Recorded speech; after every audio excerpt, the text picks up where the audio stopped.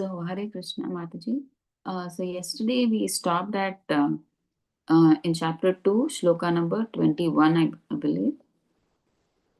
Right? So, we'll start from shloka 22. So, we were discussing about the soul, concept of the soul. So, Krishna, he's trying to give the answer from 11 to 30. See, what are the 5 reasons Arjuna gives not for fighting? So, the first reason he gives is compassion. So, he's showing compassion to the bodies of the relatives. He's saying that if I kill them, they will die. So their bodies will perish. So for that, Krishna is answering in the second chapter from 11 to 30. He's giving the answer as because Arjuna is showing so much compassion, right? He's saying, see, don't worry, we are not this body. Okay, the body is prone to die in this material world, but we are not this body, we are the soul. Okay, so he's saying leave this compassion and fight because the soul is eternal, it does not die. Okay, so we've seen right the characteristics of the soul, and today also we see some more. But so in 11 to 30, from shloka 11 to 30, he is giving the concept, he is giving the differences between the soul and the body. Okay, and he's telling Arjuna in all these shlokas 11 to 30, where he explains the differences between body and soul, and then after telling the differences, he says, see, the body is anyway, it is destined to die. Okay, but we are not this body, we are the soul, which is eternal. So you don't have to worry that your near and dear ones are going. So there, it's just the body that is going, but the soul is eternal. It will be there forever. So you get up and fight. So for the first answer, first question, like he's showing compassion, right? For that, Krishna is giving the answer. You are not this body. You are the soul. So we are the soul. So we are eternal. So we don't die. Soul does not die. So you get up and fight. So let's see more what he tells about the soul in shloka number 22. So 22 is also an important shloka. We can memorize it. So I'll try to read the shloka. Vasamsi jirnani yata vihaya navani grihnati naruparani tata sharirani vihaya jirnani anyani samyati navani dehi. Okay, so translation per Srila Prabhupada ki jai. So as a person puts on new garments, giving up old ones, the soul similarly accepts new bodies, giving up the old and useless ones. So now Krishna is trying to give this example, and he's trying to tell the difference between soul and body. See, on this body that we have, human body, we wear a dress. Like that, for soul, the body is the dress. Okay, where is the soul situated? It is in the heart, right? So for the soul, this body is like the dress. So what do you do when the dress is torn or old? We discard that dress and we wear a new dress, right? So like that, so when this body becomes old or useless, the soul accepts a new body. Okay, so one more important point is like when the soul is leaving the present body, okay, and entering into another body, it is just not the atma that goes, only that soul that goes, but along with the soul the subtle body also goes. Okay, actually we have two types of bodies, the gross body and the subtle body. So the gross body is nothing but the external body which we can touch and feel. See, our eyes, nose, face, hands, legs, body, stomach. So that is the gross body that externally we can see. Okay, and inside this gross body there is a subtle body. What is the subtle body comprised of? It is comprised of mind, intelligence, and false ego. So, along with the soul, see, at the time of death, along with the soul, the subtle body also goes to the next body. So, the only thing that will be destroyed is this gross body. So, in this material world, the gross body physically we can see either we burn into ashes, or we bury it, or whatever our dharma demands. Okay, so just this body that is destroyed. This body is made up of 5 elements. What are they? Earth, water, air, fire, ether. Okay, so but that is why we see each person's mind. Everybody's like mind, intelligence, and false ego is different, because from many janmas the subtle body is traveling along with the atma. See, every person, that is what every human being is different, because the subtle body, a subtle body is nothing but the mind, intelligence, false ego. The mind stores all the things that have been done in this janma, and it carries forward whatever. See, suppose for instance, in the mind, in this janma, you thought, oh, I could not complete this desire. So that stays in the mind. So when you leave this body, the Atma, along the subtle body also comes. And goes to the next janma. So in that janma, you had this desire. In the previous janma, you had this desire which was not fulfilled. So that is carried on to the next janma, where a god, Parya Karma, gives a chance, gives a body to fulfill that desire. Okay, so that's why each person is different. So that's why we wonder, right? Why small children they steal, the people who are in nursery, LKG, UKG, we see that they steal pens, pencils, sharpeners, rubbers. We may wonder, we never taught our children to steal or do all these. These come from the previous janma. The subtle body carries the impressions of the previous janmas into the present janma. So that is why the children have this tendency. Maybe in their previous janma, they did this something like this, similar to this stealing of something. So they have those previous impressions which are carried forward to the next janma. Okay, so that is why. So along with the atma, the subtle body also goes, and that is why we have these what do you say, each everybody's mind, intelligence, false ego is different. Okay, so now let's go to the 23rd shloka. So this is also you can memorize the shloka. 23. Nainam chindanti shastrani, nainam dahati pavakaha, na chainam kletyantapo, na shoshayati marutaha. So here, Krishna is telling the characteristics of the soul. How is the soul? More properties. See, the soul can never be cut into pieces by any weapon, nor be burned by fire.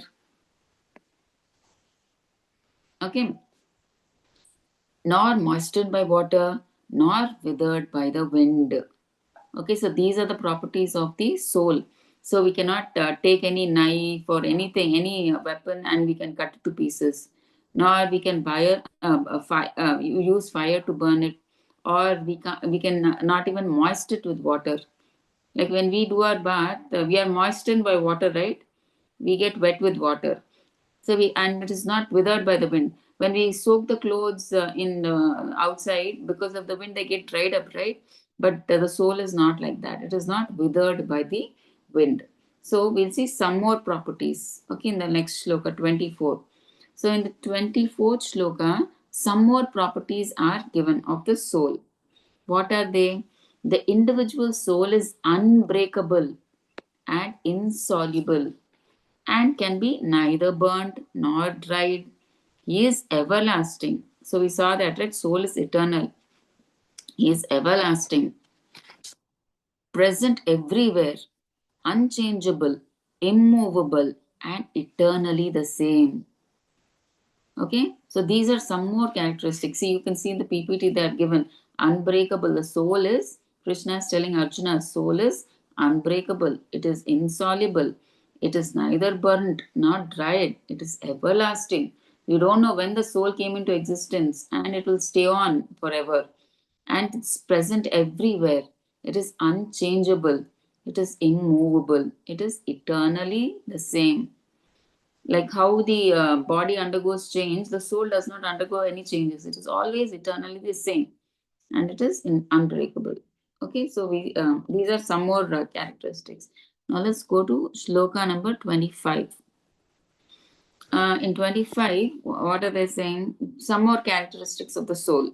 It is said that the soul is invisible, inconceivable, and immutable.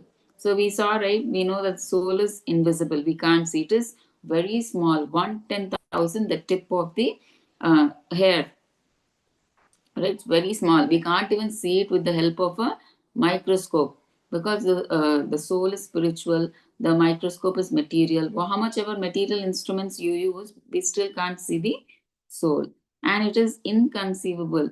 So we can't see the soul, right? Because it is so small. Only based on the authority of the Vedas do we know that we can't see the soul. I mean, we can know the presence of the soul, right? Because we can't see with our eyes. So we because it does not mean that because we can't see with our eyes, there is no soul, right? So we have to believe in the Vedas. So that is the only way that we know that there is something called soul, which is present within, which is helping the body move. Okay, so we should not say like the scientists say. See, we don't believe unless we see. They say that we can't see the soul. How do we believe that the soul is running, the body is being run by the soul? Some things, we have to believe in the Shastras. Like how, for example, Prabhupada says in the purport, like how the son can come and ask the mother, who is my father? So the mother is the authority. The mother knows who the father is. Nobody in the world knows. Now the son can go the whole world and ask, are you my father? Are you my father? Are you my father? So that's a long process, right? But if he comes directly to the mother who is the authority and he asks, who is my father? Then she knows who the father is, right? So, like that, we have to believe the mother who the father is. So, like that, to understand the concept of the soul, because we can't see it, we have to go through the authority of the Vedas. And next, and it is said that the soul is immutable. So we saw, right? The immutable means it is unchangeable. The soul doesn't change. It is always eternal. It is just like that. It is only the body that changes. So we've seen, right, in the previous shlokas how it changes from small baby to infant to boyhood, and then youthhood and adulthood, and then old, and finally it dwindles, it dies. So like that, it is immutable. So now let's see shloka number 26. Okay. So this is 25, invisible, inconceivable, immutable. Okay. So these 24 to 25, these are the characteristics. Okay. So now 26, translation. If, however, you think that the soul or the symptoms of life will always be born and die forever, you still have no reason to lament. So now some people say there is no soul. They don't like the concept of soul because they don't see the soul. They say, oh, there is no soul. Body and soul are the same, they say. Because they see only the body, they believe in the concept of body only. For them, that body is only soul, everything for them. So Krishna is telling Arjuna, so if you follow such a principle, then you don't have to worry. Soul is anyway not there. It's only the body. So if the body, everything will finish. See, if the body finishes, there is no karma, so no good or bad, so no birth again. See, why no birth? Because there is no Atma. See, only if Atma is there, after the body is buried, the Atma will go and it'll go and accept a fresh body, right?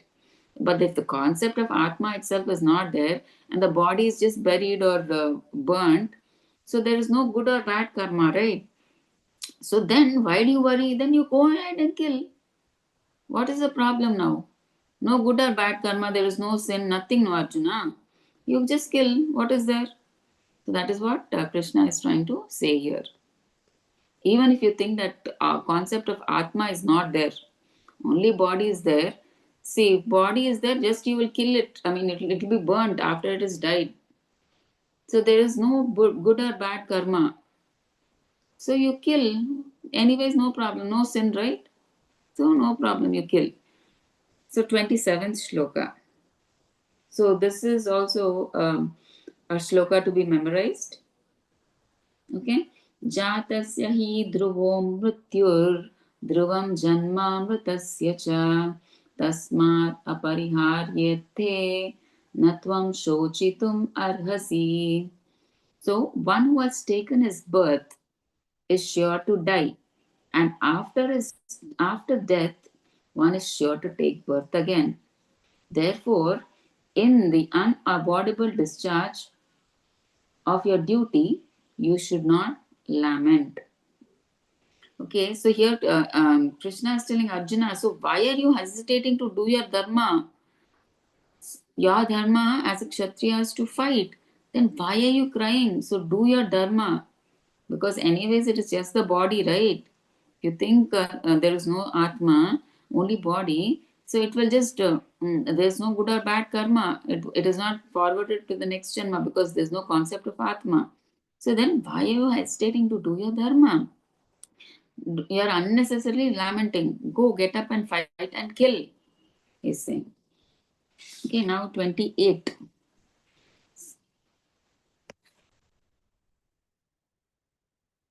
Okay, Shloka 28. All created beings, now Krishna is telling Arjuna, all created beings are unmanifest in their beginning, manifest in their interim stage, and unmanifest again when annihilated. So, what need is there for lamentation? So, here what Krishna is telling, all of us, before we came into this material world, we were in the body of uh, Mahavishnu.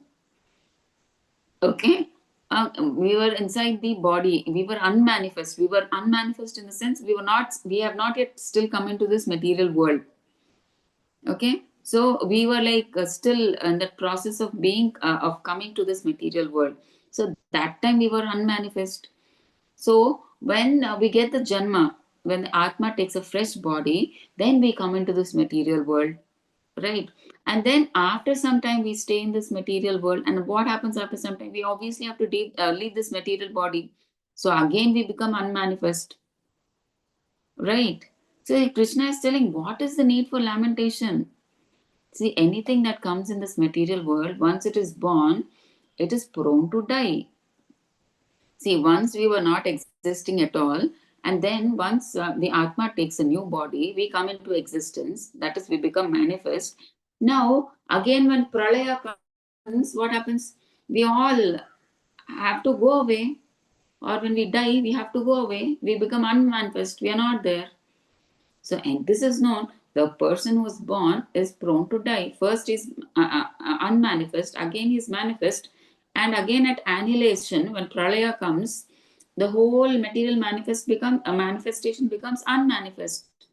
So, what is the need for lamentation? Why are you crying? This is the nature of the material world. So, what is the need for you to cry? That's why Arjuna is saying, get up and fight. Okay. So 29th shloka.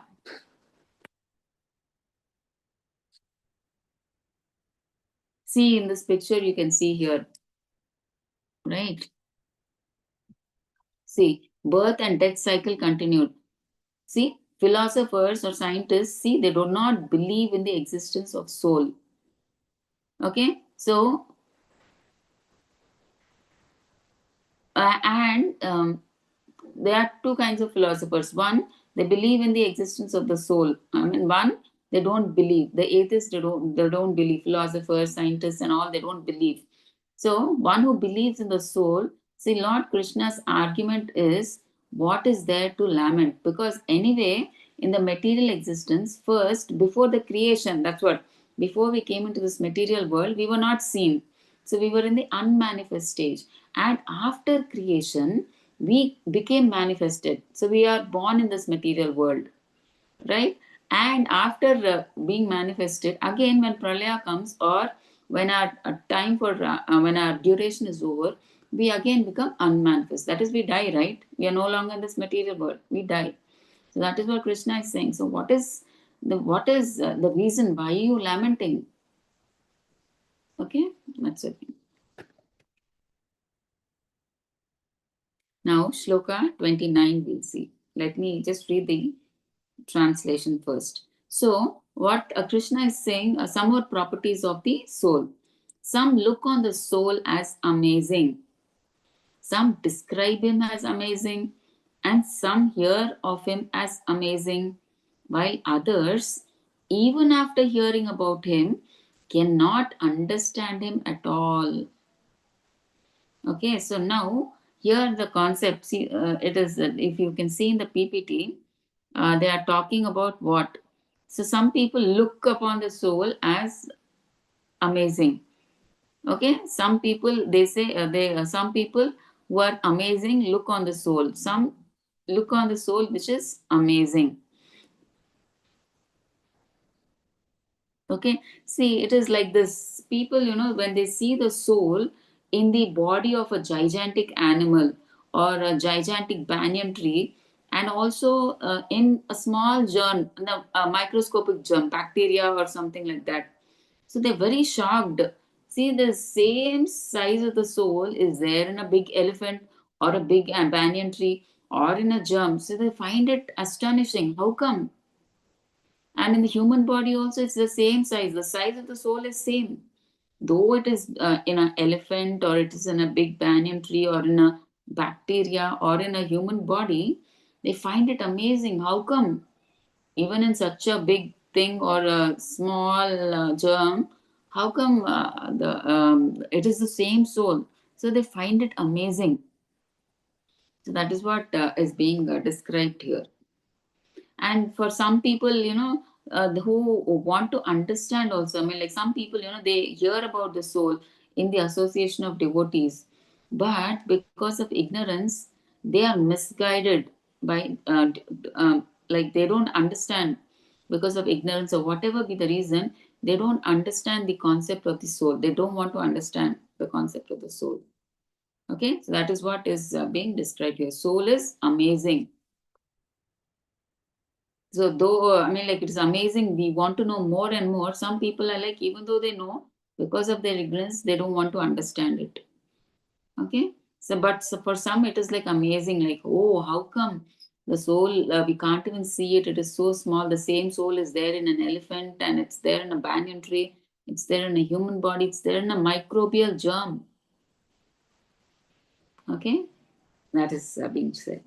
Now let's go to shloka number 30.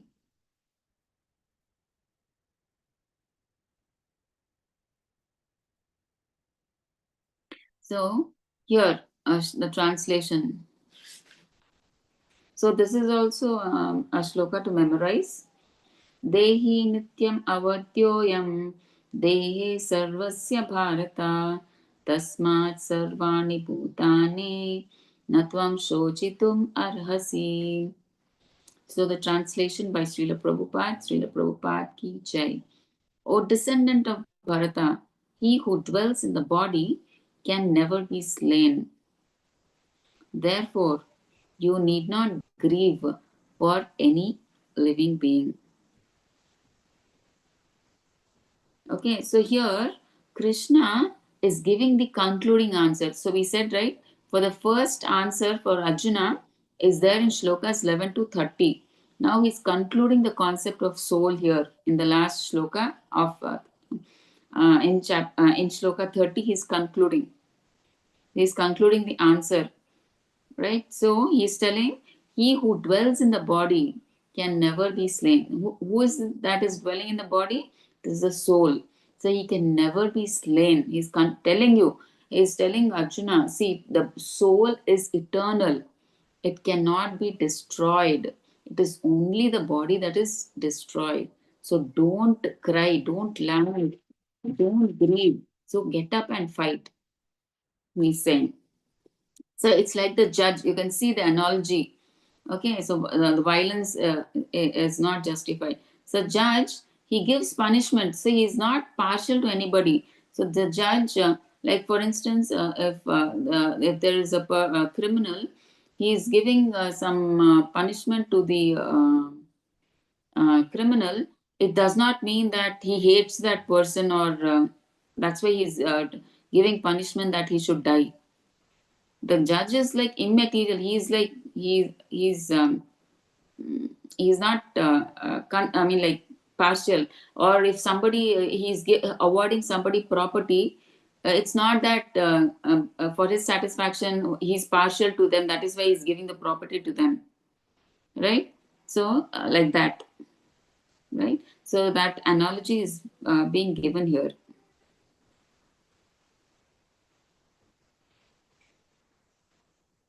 And if you see here, the next picture, analogy, surgeon performing operation. See, so I mean, like when you take a knife can be used for both bad and good purpose. But when the knife is there in the hands of the surgeon, it is for a good purpose, right? But when the same knife is there in the hands of a robber or what do you say, some thief, he uses it for a wrong purpose,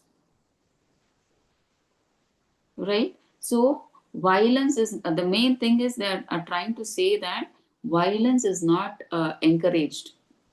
The main thing, see, the judge when he gives punishment to a criminal, he is like giving a base because he's done that crime. He's giving that punishment. Okay, so that crime, that violence, the unnecessary violence is not justified because he has done it. He is giving that thing, right, like that. So that is the analogy. So here, that's why Arjuna is telling that the soul will be there forever. Okay, but the body will change. I mean, it will die at a certain point of time. So you're thinking that your relatives, the bodies, you're going to kill them and they're going to die. No, but they bodies are like they will die for sure in this material world, right? But you are not the body, but they are not these bodies. They are souls. Soul is eternal. So you don't worry, you don't lament. Okay, you get up and fight. He is saying. Okay, so with this, we finish like the first answer.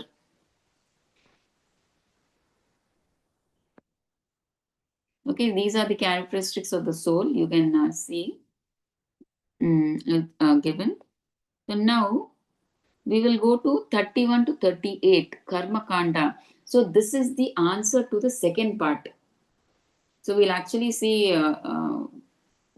31 to 38, Krishna gives the answer to the Arjuna's second reason. What is second reason Arjuna gives for not fighting? He says there is no enjoyment. See, after I kill everybody, all my relatives and everybody, my hands are stained with blood, and even though I get that kingdom, it is of no use. That is what he says. So there is no enjoyment. For that, from shlokas 31 to 38, Krishna, he gives the answer. Okay, so let's see. Shloka number 31. So translation by Srila Prabhupada ki jai. So considering your specific duty as a Kshatriya, you should know that there is no better engagement for you than fighting on the religious principles. And so there is no need for hesitation. So here Krishna is telling Arjuna, you are a Kshatriya, and you should know as a Kshatriya, your responsibility per your Varna and Ashrama, you are supposed to fight. That is your duty. So get up and fight. So don't think much. So get up and fight. So here, so Krishna is telling Arjuna, so your dharma or duty as a Kshatriya is to fight. Okay, so doing anything other than that is not correct. So you should not hesitate to fight as it is your dharma. So Prabhupada says in the purport what Kshatriya means. Kshat means hurt, and Trayate means to give protection. So one who gives protection from harm is called a Kshatriya. So the Kshatriyas are trained for killing in the forest. Okay, see, they don't. Generally, people think the Kshatriyas, it is just a hobby for them to go to the forest and kill. No, they don't kill unnecessarily any animal. They kill those animals whose count is more to keep balance. So only to keep that balance, the king or the prince kills. See, no, and nobody, and it's not that anybody and everybody can go to the forest and kill again. If anybody and everybody goes, then there'll be no animal if everybody starts killing. So some violence is necessary for a kshatriya.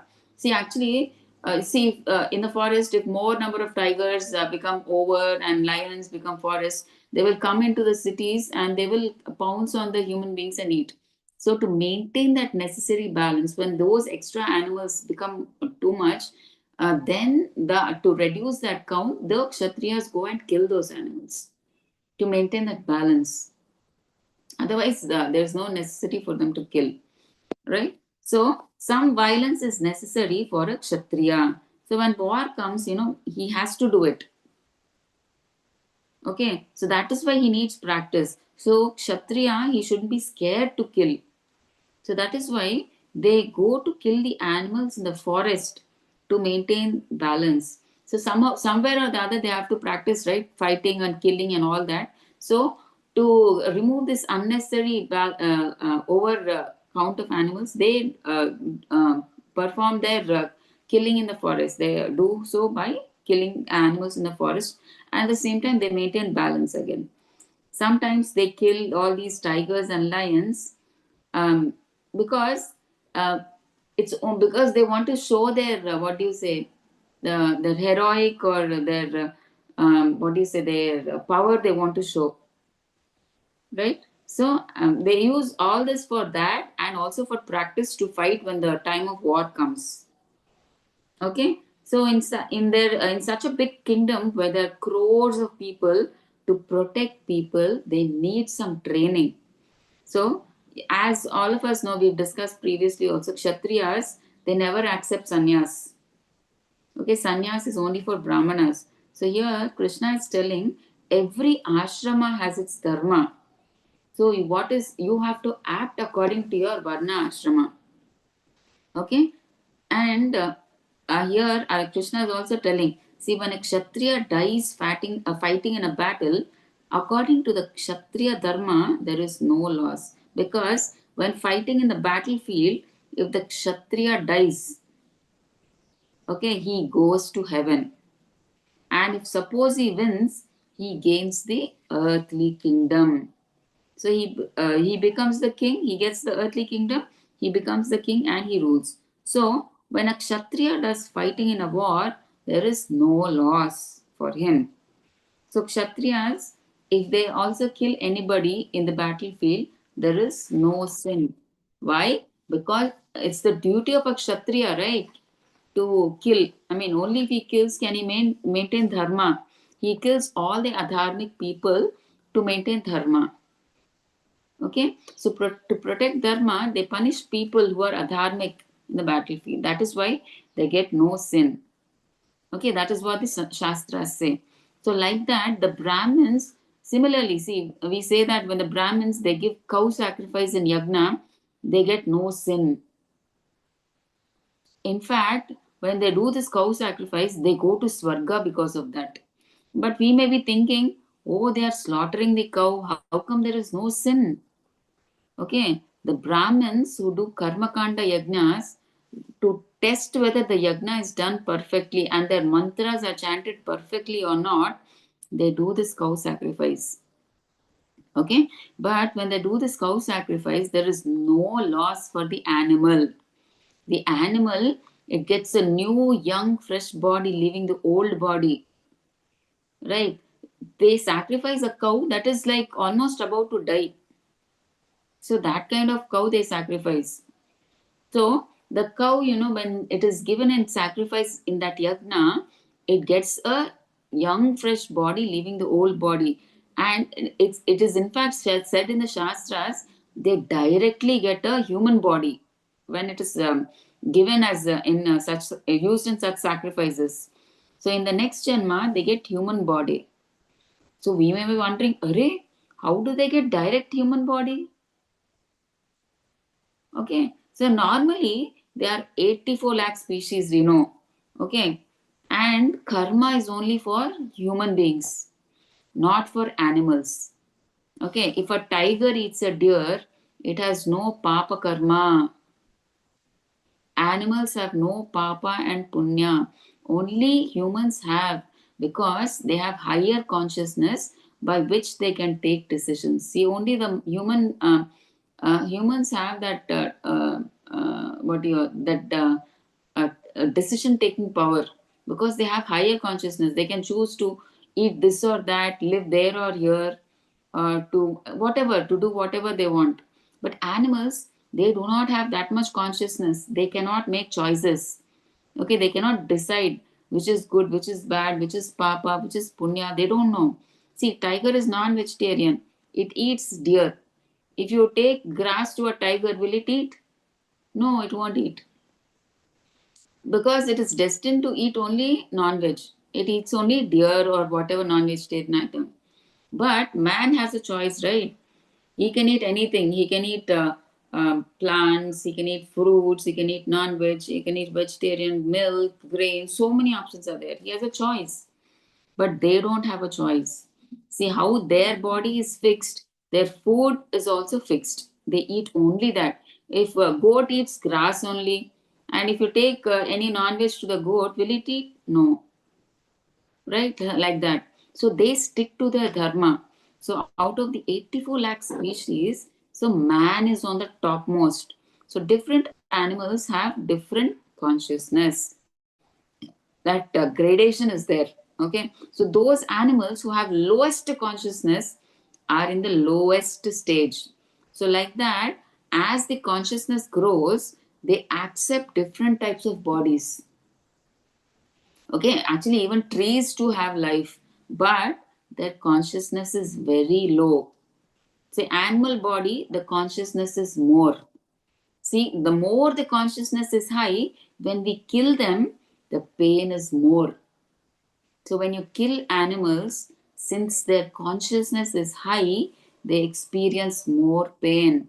So, for trees, since consciousness is low, it experiences less pain. So, how much pain we give, that much amount of sin we get. See, we get sin even when we kill trees.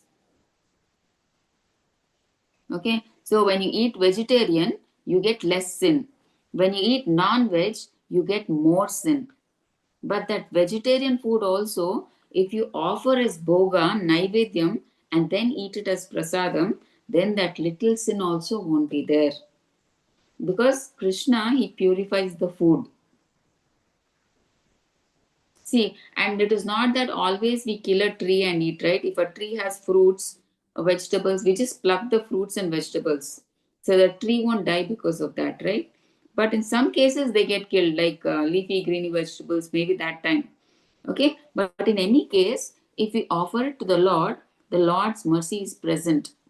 Okay, and next, there are chances that they may get a good janma in their next life. These vegetables, because fruits, because we are offering them to the Lord, that tree or that fruit will get what do you say, a good janma in their next life.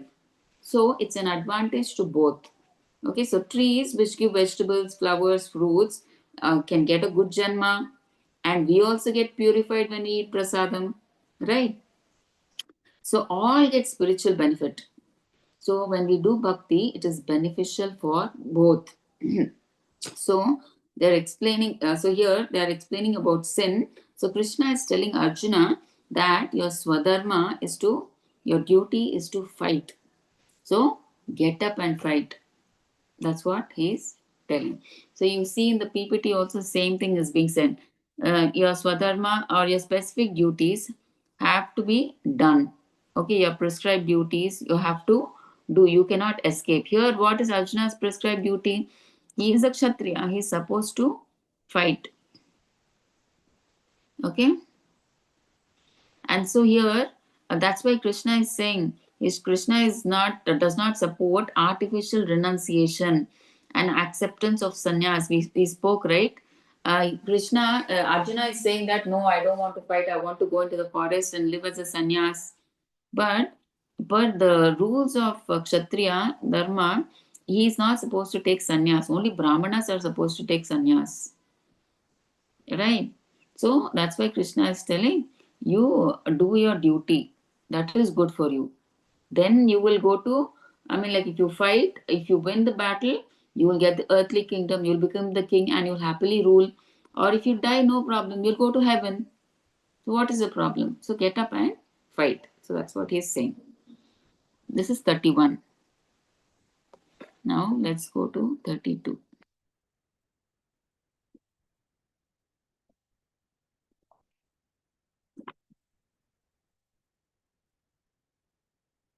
Okay, so translation, sloka number 32. O Partha, happy are the Kshatriyas to whom such fighting opportunities come unsought, opening for them the doors of heavenly planets. Okay, so that's what we discussed, right? So here Krishna is telling Arjuna, happy are those Kshatriyas to whom fighting opportunities come. So why is the Kshatriya happy when fighting opportunities come? See, earlier also we've discussed, right? If a Kshatriya fights, there is no loss for him. If he wins the battle, he gains the earthly kingdom and rules it. And if he dies in the war, he goes to heavenly planets where there also nice enjoyment is there. So that is why he should be so enthusiastic, happy to fight. But Krishna is telling Arjuna, you are coming to the battlefield and you're crying, I will not fight. So Prabhupada is writing in his purport. So if any king who cries after coming to the battlefield, showing compassion, so compassion that oh many people will die, and they teach all this knowledge of ahimsa, such people are considered fools. This is the philosophy of fools, Prabhupada says. See, a police has to kill a criminal, but if the police thinks, oh no, if I kill this criminal, he will die. Okay, if the police thinks like this, then who will punish the criminal?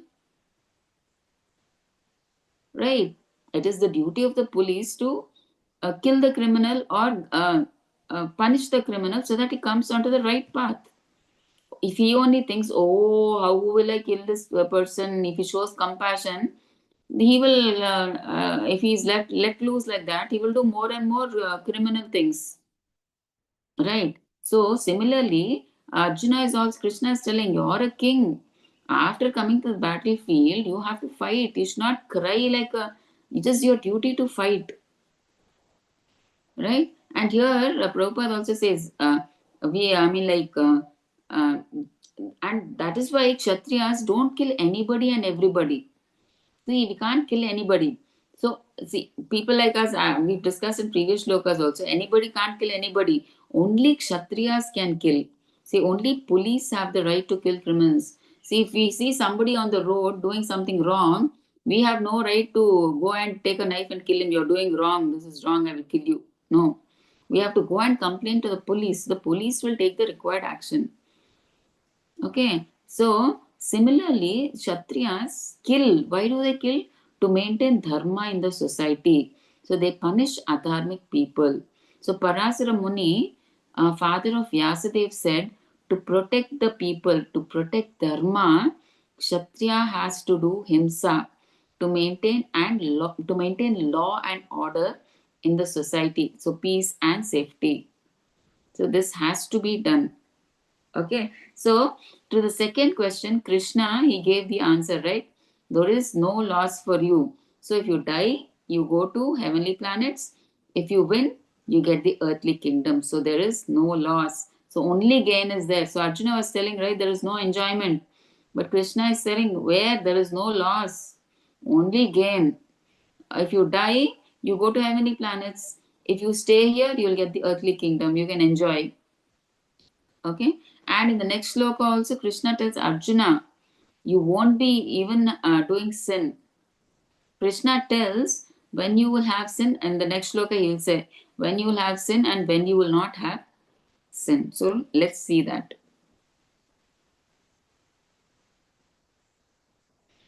33rd shloka.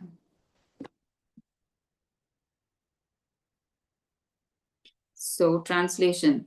If, however, you do not perform your religious duty of fighting, then you will certainly incur sins for neglecting your duties, and thus you will lose your reputation as a fighter. So, here Krishna, Arjuna is thinking that if I don't fight, I will go to heavenly planets because I will not be killing anybody, there is no sin. But here, what Krishna is telling, see, if you don't perform your duty, as a Kshatriya, it is his duty to fight. And what is Krishna saying? If he fights and if he wins, he will get the earthly kingdom. If he dies, he will go to heavenly planet. That is actually prescribed. But what is Arjuna? What Krishna is saying? See, you are thinking if you do not perform your duty, Krishna is telling you are violating from your Kshatriya dharma. You are not performing your duty according to your varnashrama. So that is like you are performing, you're neglecting your duties. Okay, so that is not good. Okay, 33.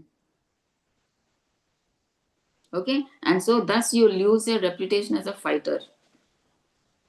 Okay, so here, so Krishna is telling Arjuna, if you don't do your dharma of fighting, then definitely that time you will get sin because you are escaping from your duty. You are not doing your duty, so you will definitely get sin. But what you are thinking, if I kill them, I will get sin. If you don't fight, Krishna is telling, if you don't fight, all your fame will go away because people will think that you are a coward. You saw the Kauravas army, you got scared and you ran away. So your fame, everything will go away. Whatever you've earned, your fame, your victory, success, all that will go away. That you're a great Dhanurdhari, you're a great warrior, you're a great Maharadi, all that will go. Okay, so all this name fame is very important. This is very important for a Kshatriya. So that's what Krishna is saying. If you don't perform your duties and responsibilities as a Kshatriya, you should fight, right? That's your duty. If you don't do that, because you're violating your Varnashrama Dharma, your rules and your responsibilities and duties, then you will get sin. Okay, so now let's see shloka number 34.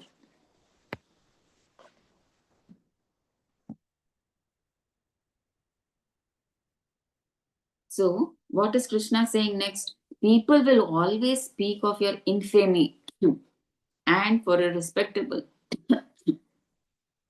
person, dishonor is worse than death.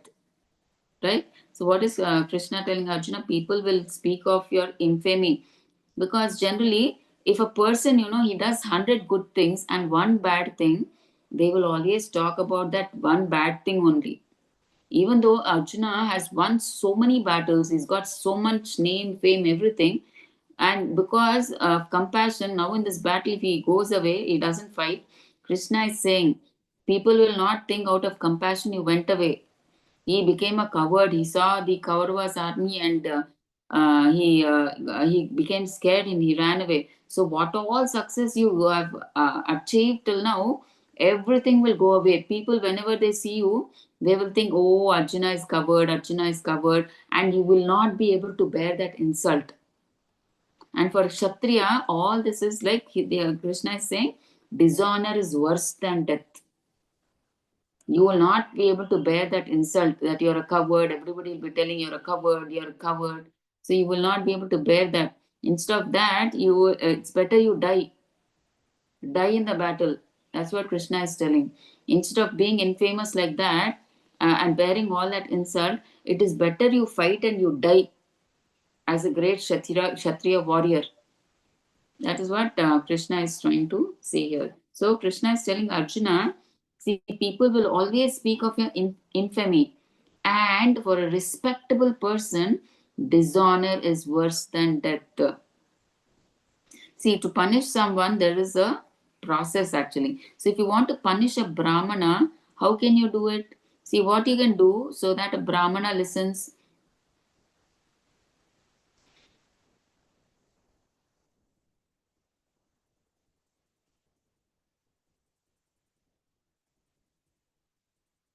See, for a Brahmana, for everything there's a process. So if you want to punish a Brahmana, how can you do it? So what can you do so that the Brahmana listens? Okay, so like that, even for similarly for Kshatriyas, Vaishyas, Shudras, everyone there is a process. See, for a Brahmana, what should you do? What will you do? If you tell him, per the Shastras, you have to do like this, he understands and he does that. Okay, so he says if you don't do like this, but the Shastra it is said like this, or if you go against the Shastra, you will be punished like this. So then he understands that and he will say, oh, if you say per the Shastra, this is correct, this is not correct, he will understand it, then he will do it. Like that, to punish a Kshatriya, to hurt him, to give him some pain, what we have to do, if we insult him, he will not be able to tolerate that. So it is very difficult for him to tolerate. He can't bear that insult. Why? Because the king is always used to getting praised. See, when he goes to sleep, also he is being praised. When he enters the kingdom, also he is being praised. When he gets up from sleep, also he is being praised. So always he is used to listening to praises. And if someone insults him, he feels so much pain.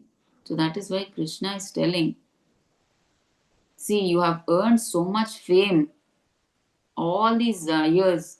Now, if you don't fight, all that fame will go away. And besides, people will call you a coward. They will call you all bad words. They will insult you. You can't bear that insult because you're a Kshatriya. For a Kshatriya, dishonor is worse than death. So Krishna is adding some more flavor. Nicely, he's adding some more, like we say, right, mirchi to all that, like that. So he's adding some more flavor to encourage Arjuna to fight, to do his dharma responsibility. See, as he's saying, now he's saying, forget what people say, forget about them. Now, your enemies who are in front of you, even they will tell. You are thinking, I will not fight. My decision is good. I am having so much compassion. They will lose their lives. But your enemies will not think like that. You know what they'll think. That is said in the next shloka. See, Krishna is telling, what these the Duryodhana, Bhishma, Dronacharya, what they'll think. They'll think. Okay, so let's see that in shloka number 35. The great generals who have highly esteemed your name and fame will think that you have left the battlefield out of fear only, and thus they will consider you insignificant. Okay, so now Krishna is telling these Maharathis, your enemies like Duryodhana, Karna, and all others will think you left the battle out of fear of your life, for your life. You are a coward. Okay, you are not a Maharathi. You are not fit to fight. So you ran from the battlefield out of fear. But they will never think that you left the battlefield out of compassion. Okay, so now let's see Shloka 36. Continuation to that, 35. Your enemies will describe you in many unkind words and scorn your ability. What could be more painful for you? Okay, so Krishna is telling very nicely. He's telling how to tell a Kshatriya so that he will fight. Okay, so your enemies will not tell good words, not only thinking inside, they will tell outside also. They won't talk about your greatness, they will talk kind words. See, I'm sorry, they will talk all unkind words. So they will question your ability. So you will not be able to listen. Okay, you will not be able to tolerate all these unkind words. Okay, that you have no capacity to fight, you are a coward, you ran out of fear from the battlefield. So you cannot tolerate all this dishonor. Okay, so actually Arjuna, he was a great warrior, Dhanurdhari. But if the enemies describe him in such a way, which he is actually not, so Krishna is saying, you will not be able to tolerate all this. See, what is more painful, Arjuna? So Krishna is telling all this. Okay, so let's see in Shloka 37. O son of Kunti, either you will be killed on the battlefield and attain the heavenly planets, or you will conquer and enjoy the earthly kingdom. Therefore, get up with determination and fight. So, finally, now Krishna is telling, see, you won't incur any sin. Okay, there will be no sin. See, if you win the battle, you'll get the earthly kingdom. If you die in the battle, you'll go to heavenly planets. There will be no loss. Therefore, get up and fight, Arjuna. Take a firm decision.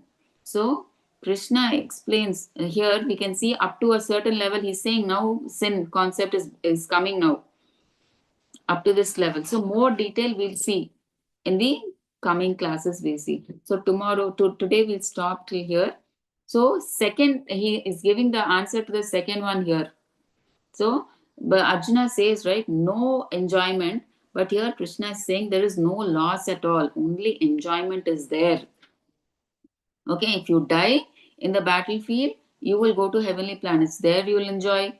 Or else, if you win the battle, you will get the earthly kingdom. So then also, there's no reason to lament. You will enjoy. You'll get the kingdom. You will rule. You can happily live.